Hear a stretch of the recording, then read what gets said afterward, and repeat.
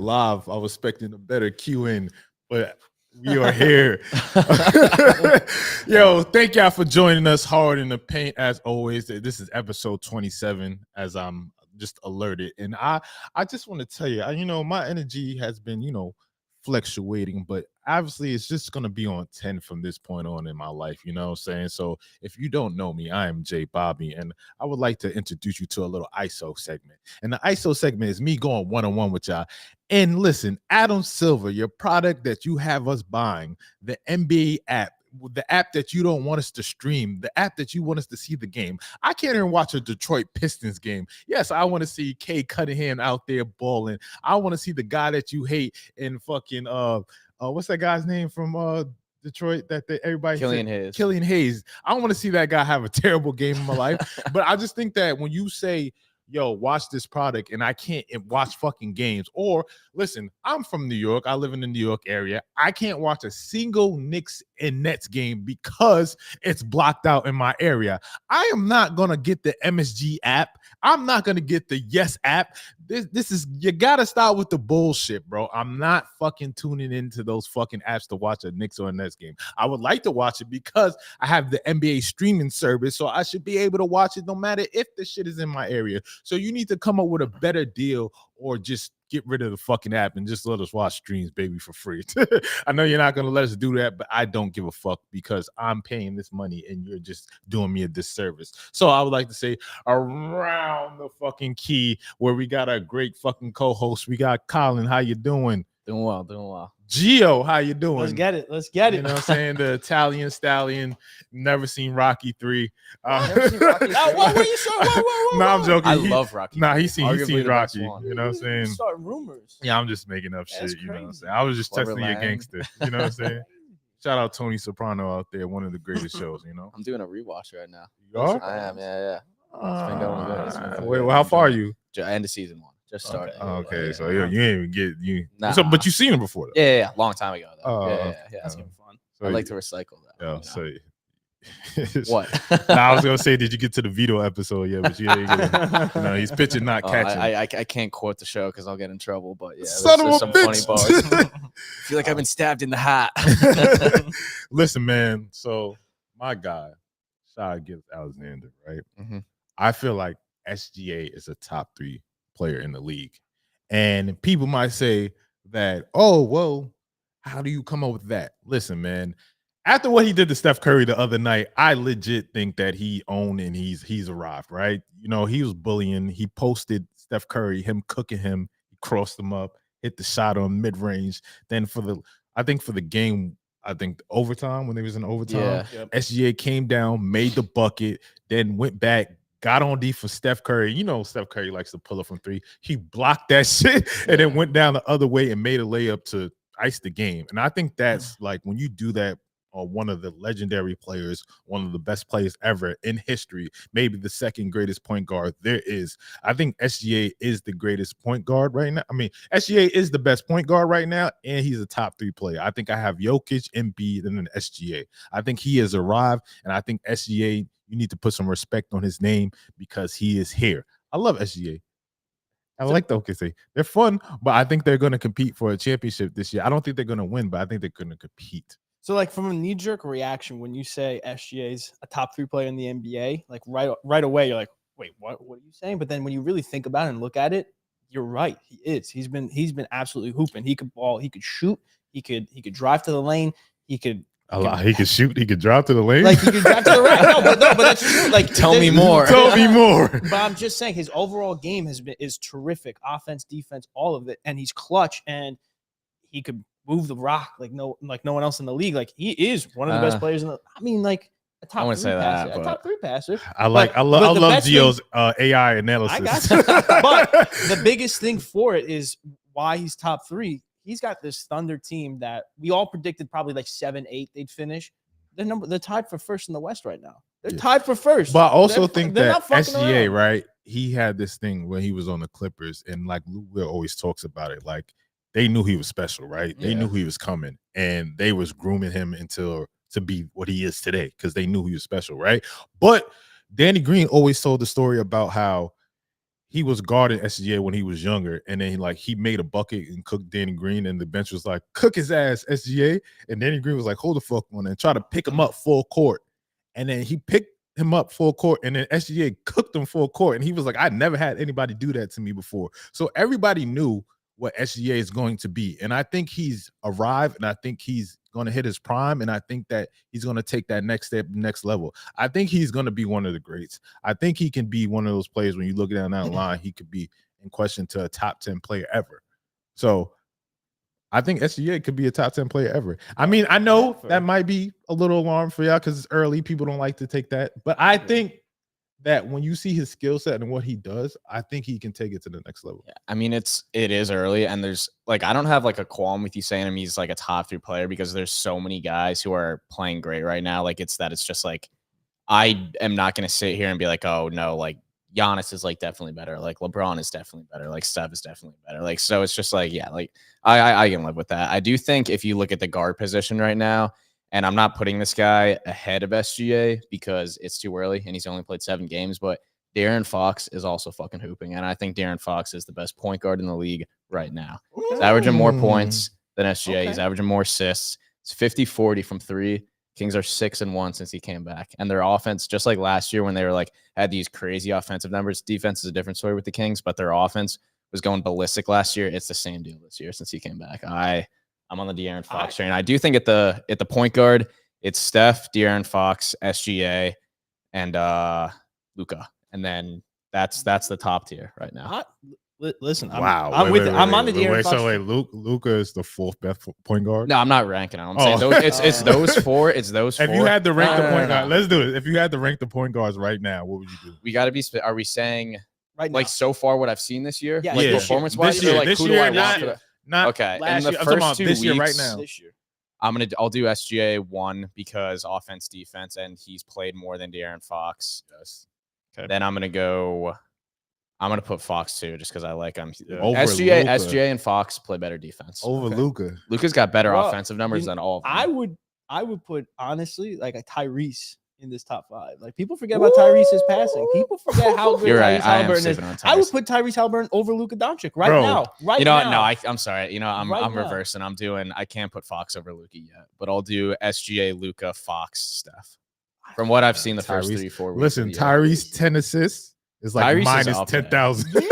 Tyrese is approaching point guard territory where it's the assist to turnover ratio is the stuff we talk about where it's point guard, distributor, taking care of the ball. Yes. He's doing that to a and he could score, and he's there. Tyrese Halliburton right now is a better point guard than Steph Curry. Yes, and I'm not saying that to bash Steph Curry, but I genuinely think that if you're talking about assists and being the point guard, emphasis on the point now, guard, he is that, and scoring, he has those games where he explodes. He can get 30, he can get 40. Don't think he's just a Rondo player. Where no disrespect to Rondo, but he can score. So, and he has that kinky junk shot that everybody likes to make fun of. But Tyrese Halliburton is arrived too. I think he's one of the. I think I would have his assists are up there, but as far as the scoring, he's only averaging 23. Yeah. All those guys I said before are hovering around the 30 to mark. Me, I think the point guard but he leads the league in assists, right? He does. Yeah. He makes. I think point guards is SGA. I think it's Luka. Then I think it's Tyrese, and then we can go D Fox, and then we can go Curry. I mean, if you want to get crazy, my top 5 is SGA, Tyrese, Fox, Curry, Luka. Wait, what? Luka's too good. I got Luka 5. Curry. I got Curry above Luka. Why? Luka's averaging 30 plus and shooting 50 from the above 50 and above 40. I think he's shooting fucking. Curry is shooting 42% from 3. Oh, you can't listen. If Steph Curry is doing everything he can for this broken down Golden State Warriors team that he's got no help with. I'm not the highest. There was only one other player that scored. I was shout out fucking what's his name? He was on a show a couple months ago. We talked about him. Eddie? No, not Eddie. Kofi. Kofi. Thank you. Shout out Kofi. Kofi was talking about this that only one player has scored 20 plus points for the Warriors this season outside of Steph Curry, and it was Andrew Wiggins once who had 20. Everybody else, no one has scored 20. I think he had 30 something that other night too. Then that's twice now. But nobody else. He's averaging 30 for the year. Wiggins hasn't been doing anything. Nobody's been doing anything for that team except Steph Curry. And he's doing everything possible. He's making these passes that his assist numbers should be up, but guys are missing shots. So that's why Steph is the king of the assist that isn't assist just because of the space he creates and like the hockey assists. But. Right, but like he's making that next pass. Guys taking an open shot and it misses because the Warriors are not that good this year. But here's the thing. That's not the other point guard's problem. No, I know that. So I think that those point guards are playing better than him. But let's move on to somebody else. Let's talk about Zach LaVine. Zach LaVine is trying to force his way out of Chicago Bulls. There was the thing last night, or not last night, a couple of nights ago, where I think it was like the PR manager or whoever that was, he breezed past and she was trying to get his attention. Now, Zach LaVine, here's my thing. Like, what more do you want? I don't think it's all him. I think the Bulls are recognizing that they're just not winning either. And it's like they don't want to be mediocrity. You know what I mean? But like, the issue is it's like Zach LaVine's your best player. You got to build around it, and the Bulls really haven't done like the best. No. That's not what happened. I know that, but they got Lonzo, and they tried to build around Lonzo, and they got the pieces. They got DeMar, they got LaVine, and Lonzo got hurt. So I think best player. They were built to win now, and then they didn't have that piece, right? So they had a bunch of pieces that they would plug and play. Okay, but my thing about Zach LaVine, I just feel like. He's all right. You know, he's a good player. He's a player that can go and get 40 one night, and then the next night he'll get 10. He's a high ceiling, low floor. Yeah, he's so hot. Yeah. Zach LaVine is so hot and cold that you don't know what to do with him sometimes, right? And I think like you can pull a trigger, like if you're a team like the Bucks, right? There was a speculation going around where you were like, all right, Chris Middleton for Zach LaVine. I don't think they would. The Bulls would never. You know what I'm saying? It doesn't make any sense. Here's a worse older player. I don't think the Bucks. I don't know if the Bucks would do that either. Oh, the Bucks would absolutely. They would. I'm saying if you throw some, picks, maybe not because their defense is dog shit right now. If you're trying to win right now, and you throwing some picks, but the Bulls would never say. I'm just saying. I think that Zach LaVine is confusing me right now because I think he's in a situation where I think he's not going to go anywhere where it gets any better. Like, who's going to jump out the window and say, like, yo, I'm going to go get Zach LaVine right now and make a trade? I don't know. You don't want me to say it, but I will say the Miami Heat. I think you don't believe in the Miami Heat culture. Stop looking at me like that. I'm just saying, listen, the Miami Heat culture, whatever, built for that toughness. But Zach LaVine kind of fits that offense and that team a little bit perfectly because, again, you don't need him to score. Would you trade Tyler Hero for Zach LaVine? No. Okay, fine. Then you're not getting him. But we wouldn't trade Tyler Hero for Zach LaVine. You would need to get Zach LaVine. No, I think we get other pieces for him. There are other pieces. Good luck. I'll say good luck if you think you're not. You could package other pieces for Zach LaVine. I don't think they have the pieces. Yeah, they do. Outside of Hero. Yeah, and picks. You package picks and these young role players. They're not taking Kyle Lowry and Jovic. I'm not asking for chill out with Jovic. But I'm just saying like a Jovic, another player, and like a first round pick. Are you saying no to that? When the Bulls all right, we're not turning into the Heat podcast. But what I'm saying is like LaVine needs to go to a team that he's a third option, honestly. That you don't need to rely on him to score every single time. And that's I was saying, like, he is their best player, which you know what? That's not good. Because like DeMar DeRozan, he's great, but he's older. And then Zach LaVine. So Zach LaVine's obviously the number one option in Chicago. I feel bad for Debo. No, I do too. I wish you wanted chip with Toronto. Okay. Whatever. Anyway, so they're millionaires. I don't know. We'll see what happens with that. But LaMelo Ball has to cover up his tattoo. So he got like a LF on the side of his ear. That's a red tattoo. And the NBA it's against the NBA rules, the violations with like brands, right? So if you go back to J.R. Smith once had a Supreme tattoo on his leg, and he had to cover that up because it goes against. I just think it's hilarious because the NBA now are putting brands on their jersey, but like obviously if the NBA isn't getting paid for it, then you can't. I wonder if it would be allowed if what's the Charlotte's like brand or whatever. Mr. Beast. It's Mr. Beast logo. That'd be an insane thing to have tattooed on you. But I wonder if it'd be allowed if it's because that's your jersey. If you were allowed to like keep it on your skin. My issue with it is like I'm not saying get a Mr. Beast tattoo though. God no. God no. No, but my issue with that is like the J.R. Smith thing, it's Supreme, fine. That's whatever. It's a different brand. But LaMelo's tattoo is his own personal brand. Are you saying the NBA is against black-owned business? I think so. I don't know. I didn't say it. No, but like it's different because it's like that's your like you want to promote these players and you want to like lift them up and you want them to succeed on and off the court, because if they're succeeding off the court, then that's a good look for the NBA.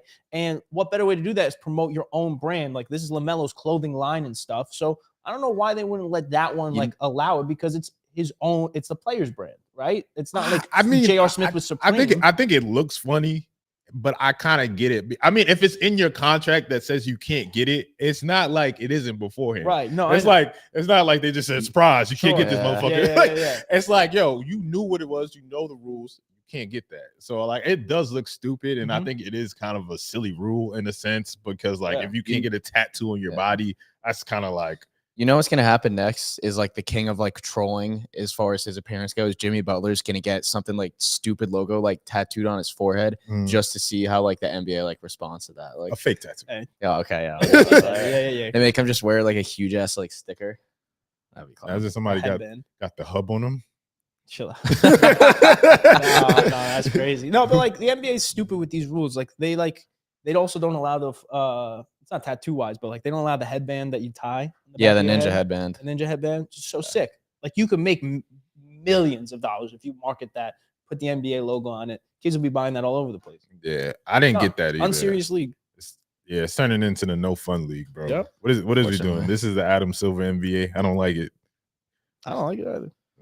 But LaMelo Ball has been playing great. I want to add that. He's been balling. He shut down Tyrese. One play 2 weeks. Yeah. Not to make it all about one play. But I will say, you know, it was really funny. Like when Miles Bridges came back, you know how like crazy animated the Charlotte announcer is? Yeah. You know how crazy he gets for everything. Terry Two Beauties. When there was a lot of like Miles Bridges had a couple dunks. He was like quiet. He was like, "Good for him." Yeah, he was super quiet. And then good way to stick it. Stick it to him. He said on the court, Miles Bridges is a lefty. Off the court, he's a righty. So you know, I saw that. Both. Like he could do a lot of different things. What's blood waffling about? Listen, bro, I just want Kai Jones to come back, and then Miles Bridges just make the best mixtape ever. It's a great music label. It's so dumb. Like I don't want to get like too deep into the weeds of this, but like with the situation with Miles Bridges, not good. He shouldn't be in the league. But then Kai Jones, like what happened with him? Well, Kai Jones shouldn't warrant. He's on drugs. Allegedly. But like you get that man help and then you bring him back into the league. What did Miles Bridges do? Like I feel like with the whole Miles Bridges shit, like that's not a conversation for us to decide, right? And like obviously they do have a policy. You can agree with it and not agree with it, but that's the policy, right? So like he's coming back from that, and I think that I can't say anything about that because that's not what I need to do. I don't care about Miles Bridges and what he did off the court just because like I don't have an opinion on that. Because even if you do, people gonna look at you crazy because whether you side with it or not, because there's gonna be the people that are like, well, he did his time and and there's gonna be the people that's like, get him out the league. And I'm like, I'm not trying to do that, bro. Of course. Like, I get it. But I'm just saying, like, it needs to go with the NBA. Like, this has been through the test of time. It needs to go both ways. It needs to go both sides. Let's move off that. I don't want to get too that. Jordan Poole. There was a rumor going around that the Wizards are trying to move Jordan Poole. And everybody's like, well, it's early. But I think with Jordan Poole, we really have to think about it. I think Jordan Poole has a maturity issue. And I think it's also not even when you think about maturity, you think about a person's personality, right? And I think that's translated into like his actual game. I think he's been reckless. I think he's been sloppy, and he's in a poor shooting slump. I think when he got to the Wizards, you thought like, yo, he was going to be the man. We thought that he was going to take off and the chains are loose. He can go off, right? And he can score 30 a game. No he can shoot for three. He's going to be the next Steph Curry, right? But I think what the Wizards organization they have seen a guy that's not serious about his craft, doesn't really care about the game, or just it's on his own set of accords, right? When he had that, and in the huddle, when he was like, this is my team. One, it's not your team. It's Kuzma's team. Kuzma is a better player. Kuzma's a vet. He's a professional. I think like the Washington Wizards, they haven't been the greatest organization, 100%. But when you have players like John Wall and Bradley Beal, elite level players, that's a certain standard that you're accustomed to. So when you see a guy like Jordan Poole, I think in your mind, you're like, I don't think we can have this as an organization moving forward. I don't think it's worth the risk, especially with that contract. Here's the backside of it. who's going to trade and want that contract, right? Because the other team that trades for Jordan Poole, they're going to have to sit and look at him like, all right, maybe he's not that guy, but we can use a guy off the bench that can, facilitate in the second unit. But after what you've seen with Jordan Poole, there isn't a Steph Curry probably on your team or a Klay Thompson or Golden State Warrior that can get him out of those situations, right? I think the play has been so sloppy, has been so bad. I think it's kind of been embarrassing how he's playing. I think he's had like maybe 2 20-point games at least. One game he had fucking like 8 points the other night. And I think on a team where you have the green light and you're not excelling at this point, it's early, but I think it's bad to see this type of I think even the fans are turning on him at this point. So I hope he improves, he gets better. But at this point, I think it's just been kind of embarrassing. And I think we have to, if the Wizards are smart, if they want to move on from him.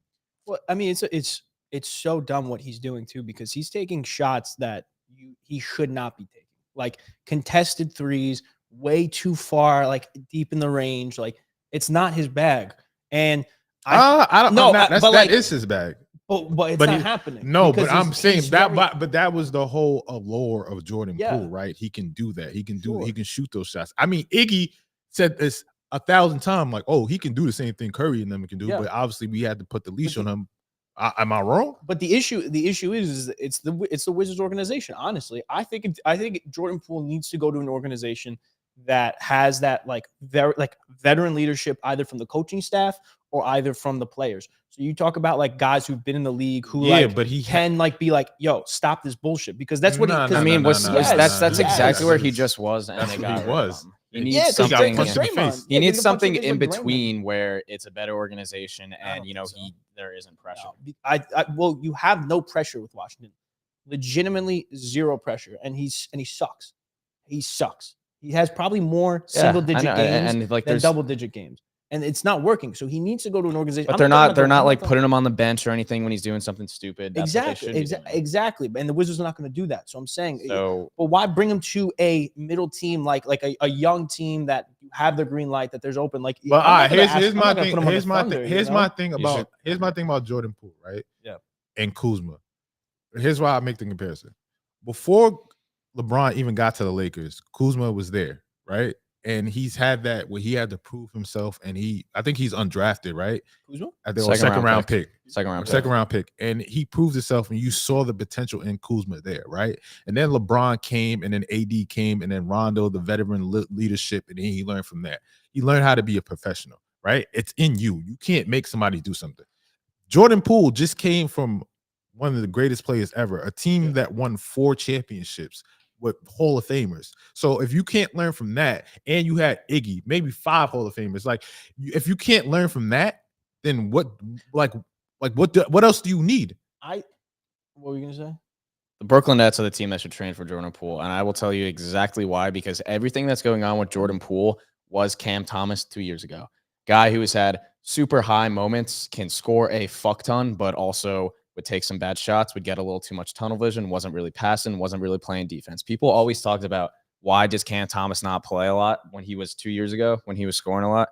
It's because Jacques Vaughn was putting him on the bench when he was taking bad shots, when he wasn't passing, when he wasn't playing defense. Jacques Vaughn is a coach that has the balls to go up to Jordan Poole and say, you are taking horrible shots. You are not playing good defense, and put Jordan Poole on the bench like he did with Cam Thomas. And guess what? It worked with Cam Thomas. This year, he's passing better than ever. He's playing better defense than he ever has before. That is a situation for him. And the Nets are a team that are young, where he will be able to, it's not the pressure of the Warriors where it's like, we're costing ourselves a championship by keeping him out there for years, because the Nets aren't competing for a championship. They can let Jordan Poole run and gun, play on the bench, but Jacques Vaughn is the ideal coach for Jordan Poole.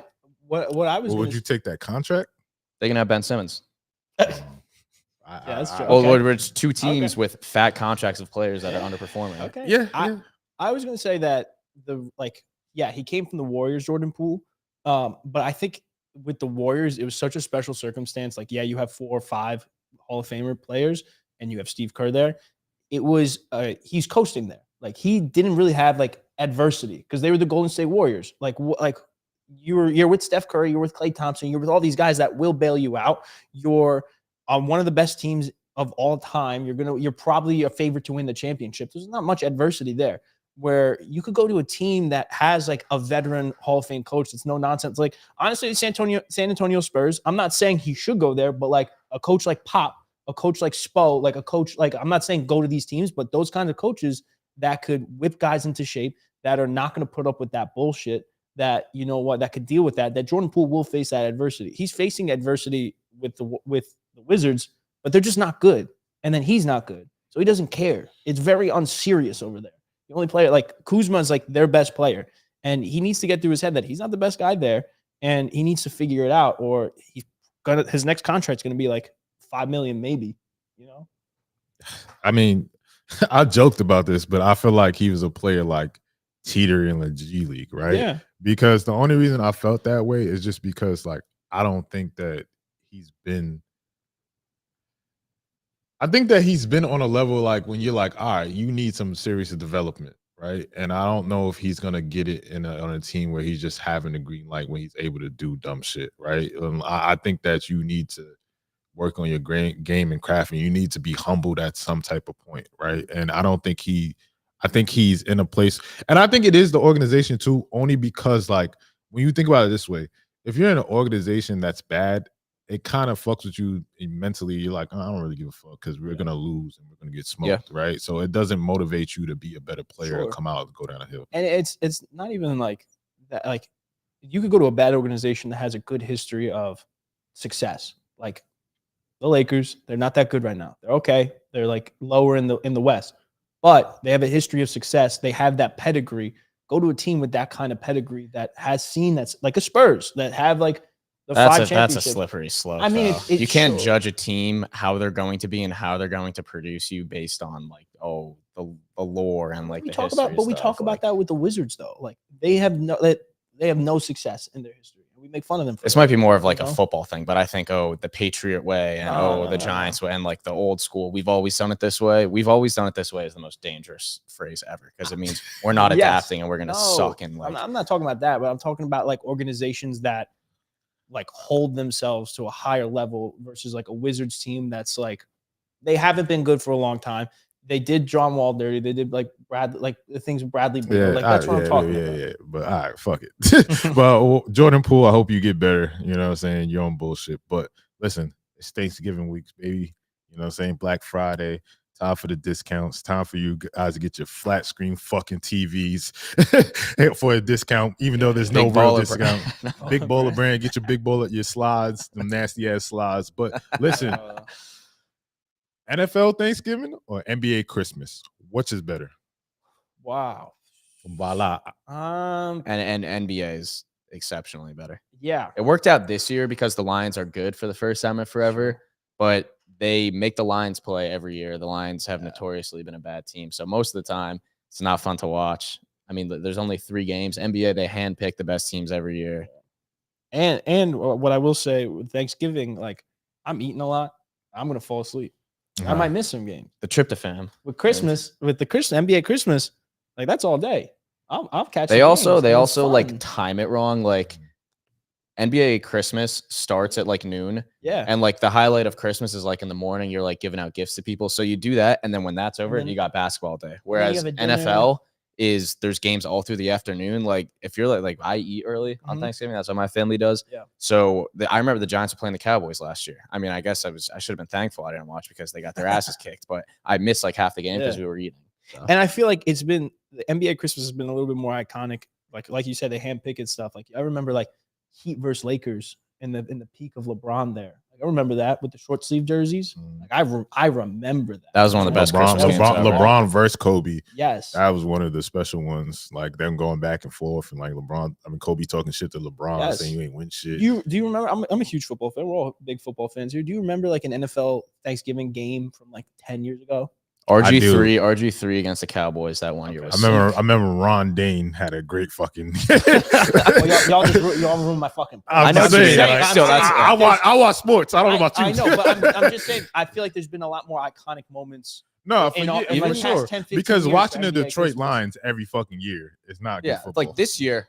Yes, thumbs up. But even though they're playing the Packers, even like the little things though, like because House of Highlights will post it like Christmas time, like there's tons of like cool, like old school, like NBA Christmas ads that just Yeah. like get you like excited Oh. for like the Oh, the jingle, jingle, the yeah. one where they're like dribbling the balls, the Yeah. jingle bells Yeah. too. That shit's sick. That's- Little things like commercials, Yeah. but there's no cool Even like, Thanksgiving but commercials. you gotta think about like this year, the Cowboys versus the Commanders. Huh? Ooh. Shout out Sam Howell. Shout out Sam Howell. Yeah, the Yeah. Giants just beat the Commanders, so they must be really fucking bad. Yeah, but NBA Christmas landslide by far. Yeah. Like you're always gonna have good 100%. games all throughout the day. Like it's a special moment. Yep. 100%. Like even like the one with the Cavs and the first year where they got KD and the Cavs won, but it was Kyrie, Braun versus KD, Yeah. Steph, Clay, Yeah. Draymond. Like that shit was crazy, and And they were hooping. The proof is in the pudding too, because the NFL is starting to schedule its games on Christmas. The NBA is still taking Thanksgiving off because they know we're good. We got Yeah. Christmas. Yeah, NFL is yeah. starting to dip into the NBA. Well, side NFL's of also things. doing games on Black Friday.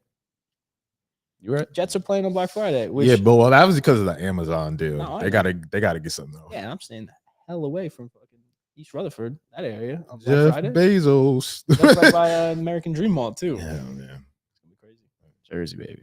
Listen, I think Embiid and Maxey are the best duo in the league.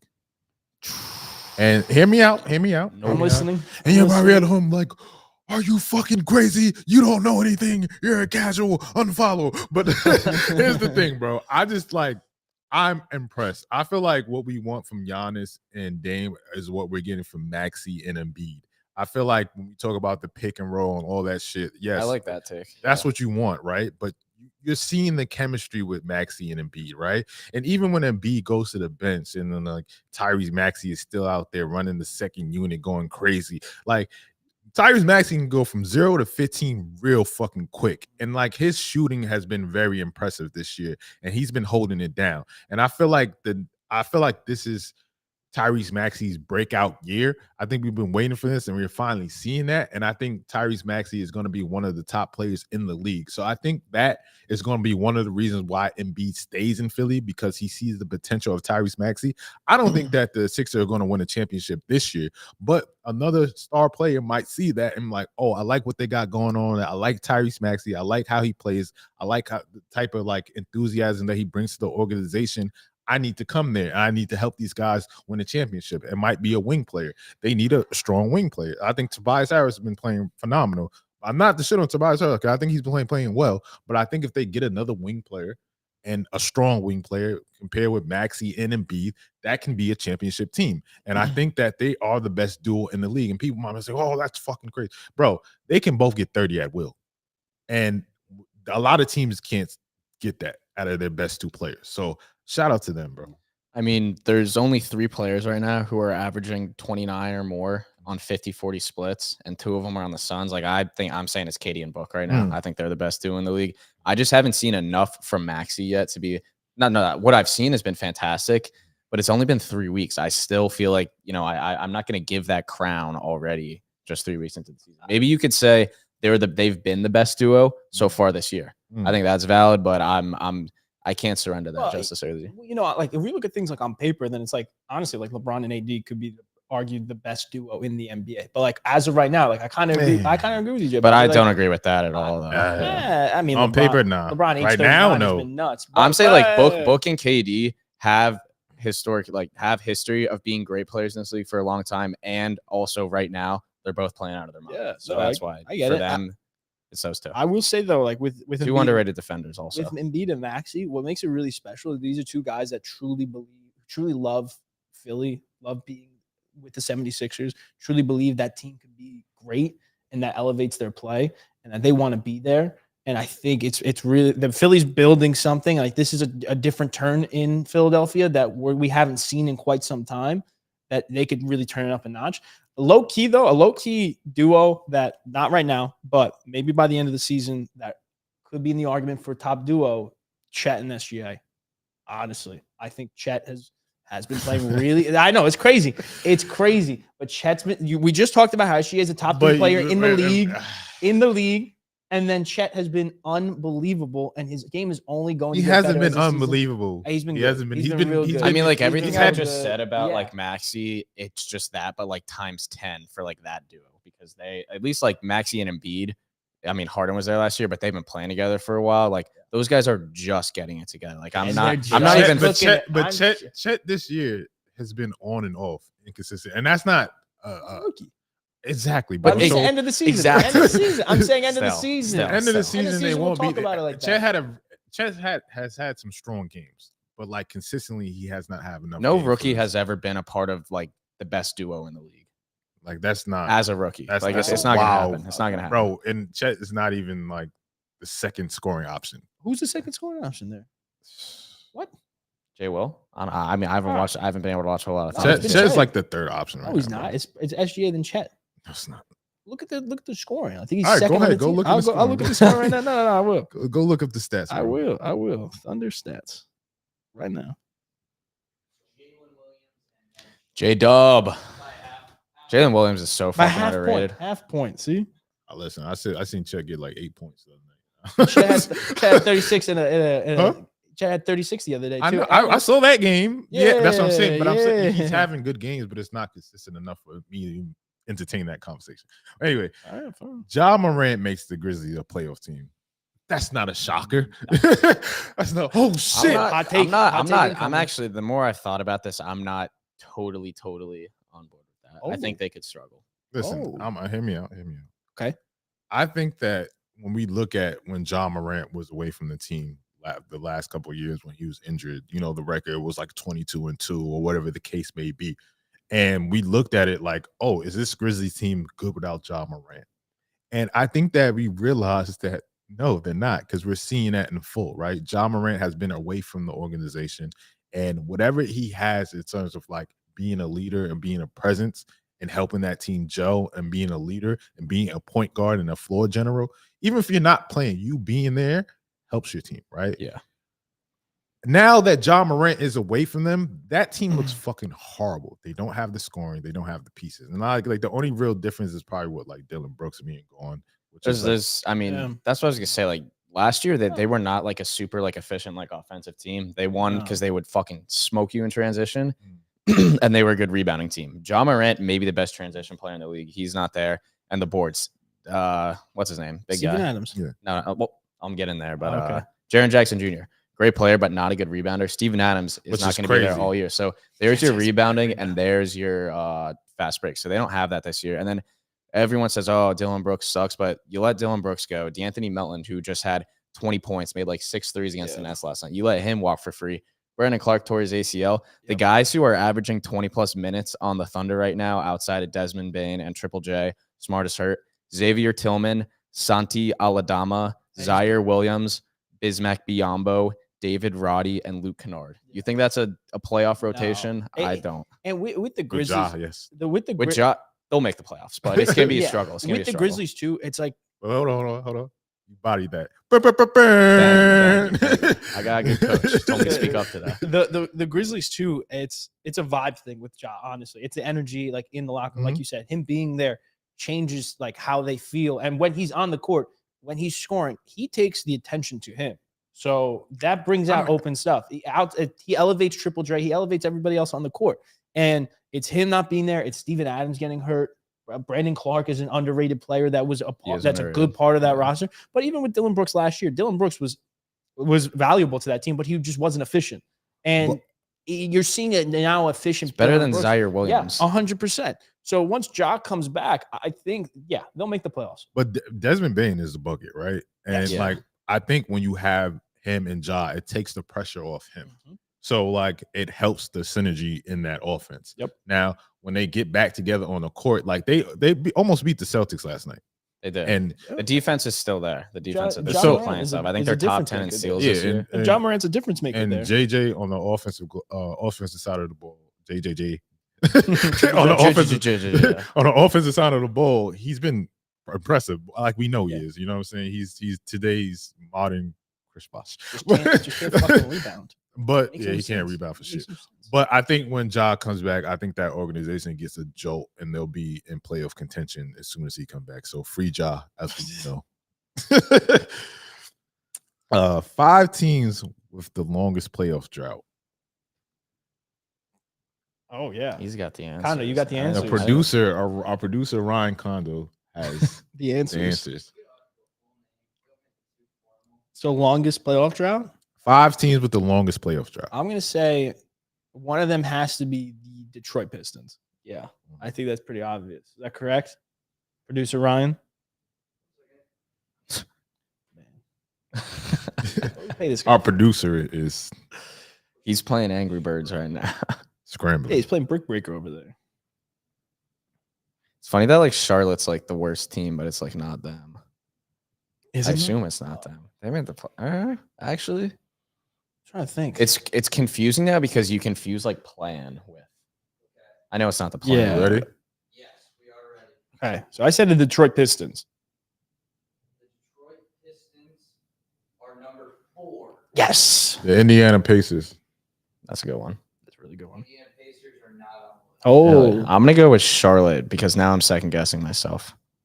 Charlotte is number 1. Can you guess the last year?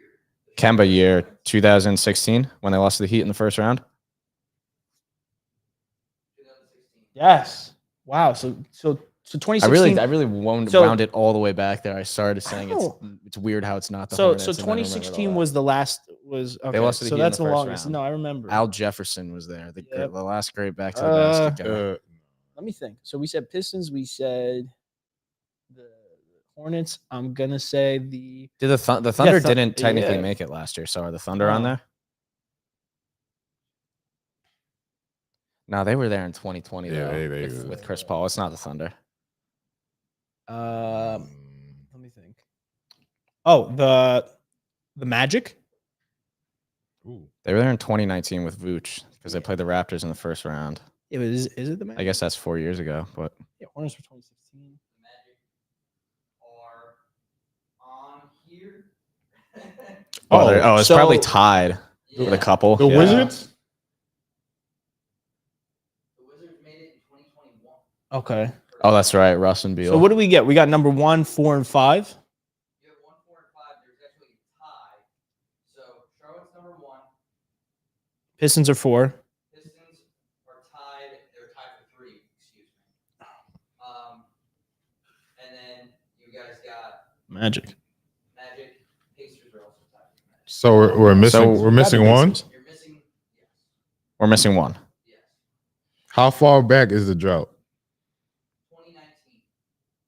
That's tough. That's Not that long San ago. Antonio. It's longer ago than it feels. It It's is San first. Antonio? Yeah. Yep. Woo! Let's get it. They almost made it because they lost in the play-in. Yep. I remember. Oh. Which one of those teams do you think is most likely to end the drought first? The Go through 'em Oklahoma- again? Yeah, can you go through them? Oh, it's the Thunder.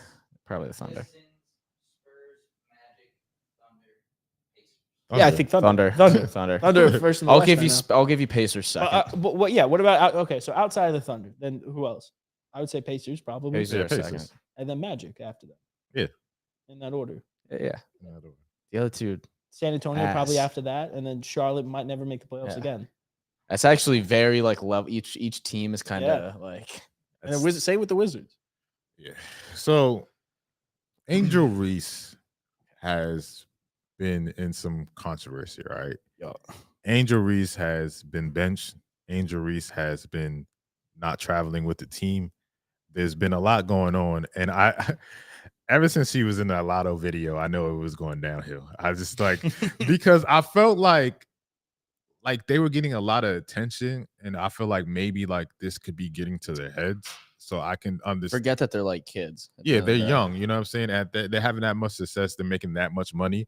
I felt like it could be. And then they got what's that girl's name? Haley Van Lith. Haley Van Yeah. Lith. They're a And super then team.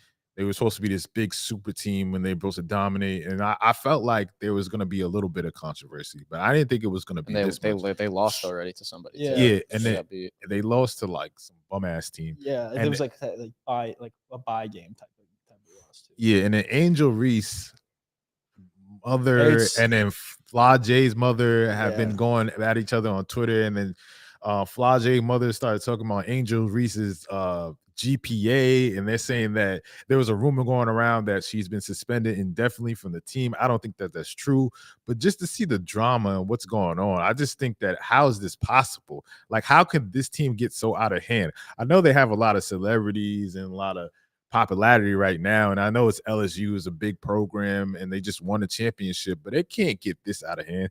a former player was on Twitter talking about free Angel Reese. And I'm like, what the fuck is going on? Free Angel Reese. It's so funny because it started with the head coach. She, by the way, her jacket's phenomenal. Love those jackets. I gotta say the fits have been immaculate. Style. I love phenomenal. I love the fits. League I fits. love the fit. Yeah, big league fits guy over here. But she was saying how like she was good in protecting Angel Reese and saying like, oh, she's just not with the team. She's away with the team, but she's still a member of this LSU team. Like she's just not with us right now. So it could be like family stuff. It could be something going on behind the scenes there. Then you have Flage's mother and Angel Reese's mother arguing on they're like what's it called? Like Twitter. No, X. on Instagram, on Instagram. stories. That's how you know it's They're like not boomers are arguing when they're arguing I on can't remember Instagram instead the, of Twitter. Oh, they're subtweeting, like essentially subtweeting each other. Angel Reese's mom posted something, then Flage's mother posted how Angel Reese has an under 2 GPA, which you're not eligible to play at that point. Which, you know what, like at that point, like when you have a player, your star player having like a low GPA, it's either she's struggling in class, which you should get her help, or she's just not going to class, which is a big fucking issue. And they just need to figure that out. But it's been kind of good because, there's a lot of conversation around college women's basketball, which is always a great thing to see. And, it's been fun. Been fun to see all this go down. No, I think it's good because you got the attention now, right? Yeah. There's so many good players now in college. I mean, college women's basketball has always been historically better than the WNBA as far as like attention because obviously your alma mater, your school, you're gonna root for them as a school like fan base, like pride. So, but I think at the same time, I think we're getting more women stars now that we can follow into the WNBA. So it creates a storyline and drama. Drama sells. Like you say whatever it is, but that's why we like them. I mean, that's not why we like the NBA, but it helps the NBA in sales and popularity, right?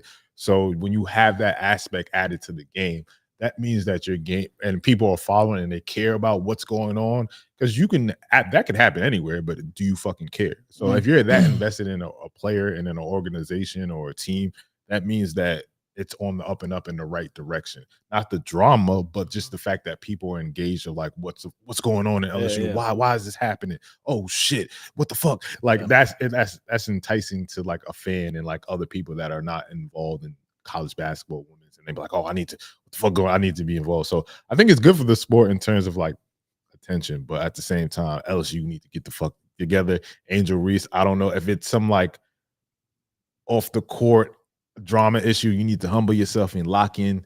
I shouldn't say that because you're gonna attack me now. You should reach out to LSU alum Ben Simmons. He's all about that Mamba mentality. Shaquille O'Neal. They don't go to class or do GPAs over there, so that's tradition. She said, she's fucking reeling it in. So like, this is the like Mark Zucker. All these fucking billionaires dropped out of like college because they knew they could make fucking bank, and they just like I don't know how much, but I feel like I see a different post every week about how much NIL money she's. And that's the NCAA's like nightmare. Honestly, I think this is their nightmare. You're right. It absolutely is. They're like don't care about players, but money. Yeah, but like these players are that's the world. They're making the money. Like they don't really care about the like school, whatever. This is the NCAA's like nightmare of what's happening, but it's awesome. I love it. I love the players. I didn't come here to play school. Yeah, exactly. No one came here to play school. They came here to hoop. Angel Reese is I think that guy did graduate though. I can't remember who it was. Yeah, and then he Jones? got on his like the top of his like graduation hat. It was like I played school. Yeah, he eventually graduated. No, he went to the league Good first, for him. Yeah. and then he graduated. Yeah, Cardell. you're right. He's also the same player. Not to derail this, but that beat a kid. He went to go visit like children in the hospital. He beat a kid in NCAA football like 96 to like 3. That's what's up. It was awesome. That's what the American dream is about. Listen, man, before we get out of here, I want to shout out FanDuel. So for your best sports betting offers, go to thegameday.com and check that out. Shout out FanDuel. And also, thanks for joining us as always. I'm trying to be more positive. You say I'm negative. You say I hate everybody. Blah, blah, blah. You crying. But listen, I just want to say for the people that rock with us, I fuck with y'all